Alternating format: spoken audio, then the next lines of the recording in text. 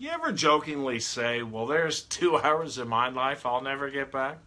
We've all said something like that at least once in our lives, haven't we? Now, we may be joking, but what we're really doing is getting the point across that whatever it was we spent our time on wasn't worth it. That time is gone forever and we'll never get it back. With all the tasks team leaders need to stay on top of every day, we need to be very careful with how they spend their time and energy to make sure they're focused on those tasks that get their teams hitting their targets and KPIs every month. Hi, I'm Mark Carriere, and at the end of today's video, you'll know a great story you can teach your team that clearly demonstrates why we must spend the most time and energy on the most important tasks in our lives.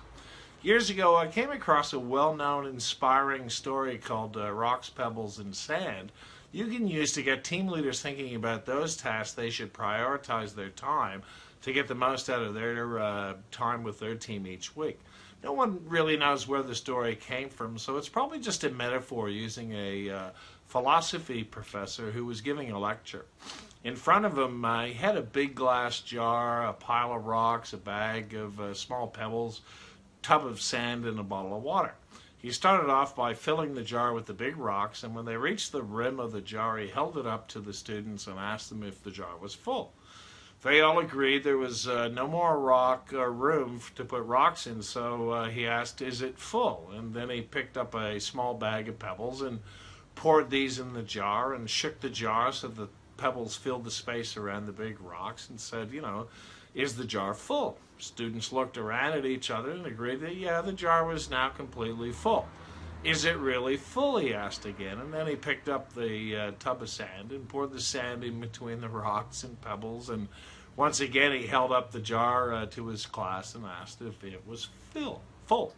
And once again they all agreed that the jar was full.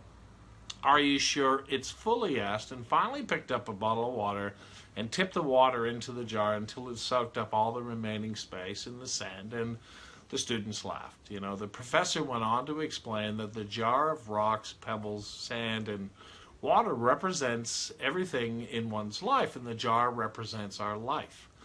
The rocks represent the most important things that have real value: your health, your family, your partner.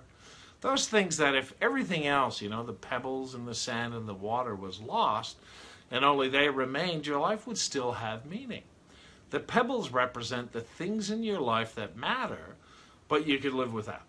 The pebbles are certainly things that give your life meaning, like your job, house, hobbies, and friendships, but they aren't critical for you to have a meaningful life.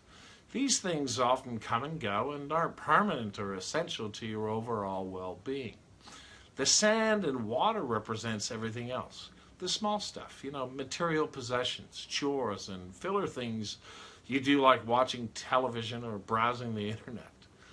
These things don't mean much to your life as a whole and are likely only done to get small tasks accomplished or just to fill time.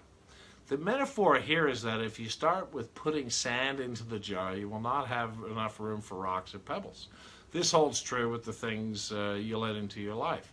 If you spend all your time on the small and insignificant things, you will run out of room for things that are actually really important. So the lesson is to make room for what's important. Take care of the rocks first, the things that really matter and are critical to your long-term well-being and happiness. If you deal with the big issues first by putting the rocks in the jar first, the small issues can still fall into place. However, the reverse is not true. Identify the important things in life by setting your priorities and the time you need to work on them. This is where your focus should be in order to live a meaningful life without over-obligating yourself. Then you can fill in the pebbles and sand, knowing it's okay to procrastinate a little on these things because they aren't so important. So, when you think about this lesson as a metaphor and apply to how your team leaders fill their day and week with all the different tasks they have to do, let's ask ourselves, what are the rocks? What are the pebbles, sand, and water? When we think about the rocks, they're the most important things a team leader needs to be sure to do, and everything else that comes up are the pebbles, sand, and water, right?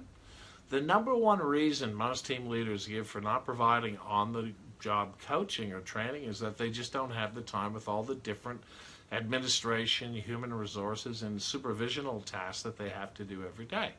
You know, and some have a point when you look at all the things they do each day and every week, because there are a lot of pebbles and sand they have to deal with.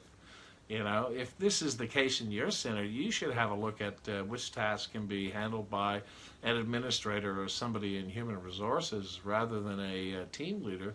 You know, after all, a team leader's primary focus should be on reaching the team's goals each week, right? So you need to make sure that they have the time and energy to focus on really effective leadership and coaching. Love to hear your thoughts on keeping focused on the big rocks in life to be more productive. So just leave them in the comment section below. And if you think this video might help some of your peers or friends, be sure to share it with them too. And if you haven't already, be sure to subscribe to my channel and hit the notification bell, because I post new team leader training videos and tips every week. And when a new video has been uploaded, you'll get notified. Thanks for watching, and catch you all next time.